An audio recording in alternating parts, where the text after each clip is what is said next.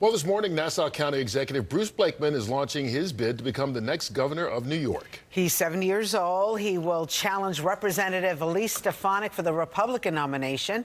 And he's with us in studio right now, the Nassau County Executive, Bruce Blakeman. Nice to have you back. Thanks, Rosanna. Thanks, Kurt. Nice so to meet why you. do you want to be governor of New York? I want to replicate what we did in Nassau County. We made Nassau County the safest county in America. Our poverty rate is the lowest in all of New York State. Niche magazine said we're the most desirable place to live in New York. I cut taxes. I haven't raised taxes a penny in 4 years. And we have a very prosperous county. People are happy there. And I want to do that for New York State. People are not happy in New York State. How would you run things differently? What is Governor Hochul doing right now that you would change on day one? First of all, I get rid of cashless bail. Second of all, I wouldn't be spending billions of dollars on illegal migrants who've been here for 15 minutes. I would spend that money on hospitals, on schools, on infrastructure, putting people back to work. I would create economic development, make this a prosperous state, make this a safe state. Kathy Hochul has been a failure in every major category as governor of this state. She talks about affordability. She's been in charge for 4 years. What have you been doing?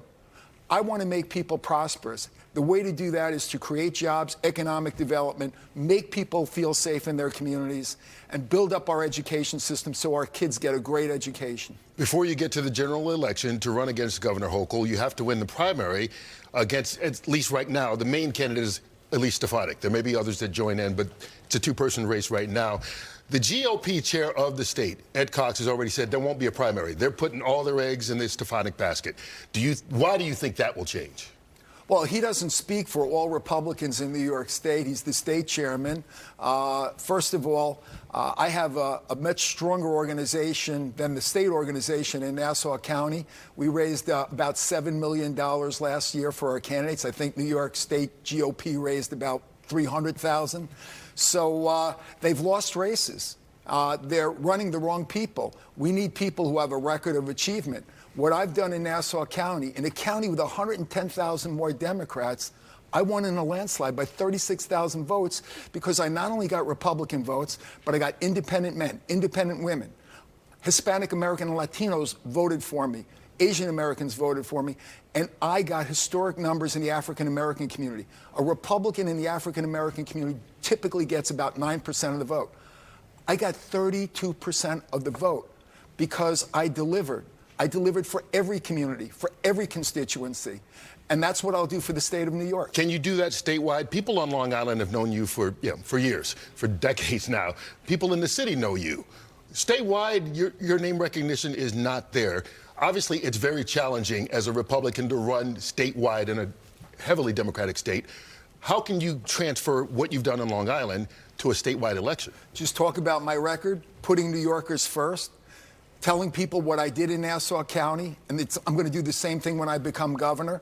They want safe communities in every part, whether it's the Hudson Valley, whether it's the Southern Tier, Western New York, Central New York, the Capital District, the North Country, and the city of New York, and especially on Long Island. They want safe communities. They want prosperity. They want to be happy again. They want a future for their kids and their grandkids. I've done that in Nassau County, and I can do it in the state. When they find out about that, and they hear about me, and they know about my record, they're going to vote for me. How do you think that you would get along and work with Mayor-elect Zohran Mamdani? I think that would be very challenging. Basically, I think as governor, my job would be to keep him in check. Some of the things that he's done so far are very disturbing, and he hasn't even taken office yet. Right. So he's talking about not taking down homeless encampments. Of course, he wants to raise taxes. Where would you, how would this work out with you? Well, I would keep him in check. That would be one of my jobs. New York City is the financial capital of the world, and he wants to destroy that. New York City has a crime problem. We need to fix that. And he's not the guy to fix it. He's putting convicted felons on his public safety committee. He and Governor Hochul seem to be getting along, and... Well, there you go. You've made my case. Governor Hochul is taking a very far-left, extremist leadership of this state, and they've taken us in the wrong direction. People vote with their feet. Businesses are leaving New York State. People are leaving New York State. I want those people back. I want to keep people here. I want to create prosperity. I want our kids and our grandkids to grow up in a state where they feel like they can achieve great things. But people are also voting with their vote, and they voted him mayor of New York City. So even if you win your election next year, you're going to have to work with him 3 years, minimum. So how can you say, okay, I'm keeping him in check, when at the same time you have to work for all New Yorkers, which includes New York City? Yeah, so I'll fight for New York City, and I'll make sure that New York City's safe. And if he's not enforcing the law, I'll enforce the law. If he's destroying our financial capital, I will make sure that he does not do that. The fact of the matter is, it's up to him. If he does things that I find are objectionable, that will hurt the city and hurt the state, I'm going to stand up to him. If he does things that make the city better, then I will work with him. But the fact of the matter is, so far, every signal he's given is that he's doing the wrong thing. Are you ready for a nasty primary? I know you've said you want to keep it clean and not pick on each other so that when you get to the general, whoever wins is not beat up. But already Elise Stefanik's spokesperson has put out statements, bashing you, and we haven't even gotten an hour into it. Are you ready for this? Yeah, listen, I'm running against Kathy Hochul. Elise Stefanik is a bright person, and she's been a good legislator, but I've been a chief executive of a county that's larger than 8 to 10 states. So I have the experience, and I have the record, and a record of achievement.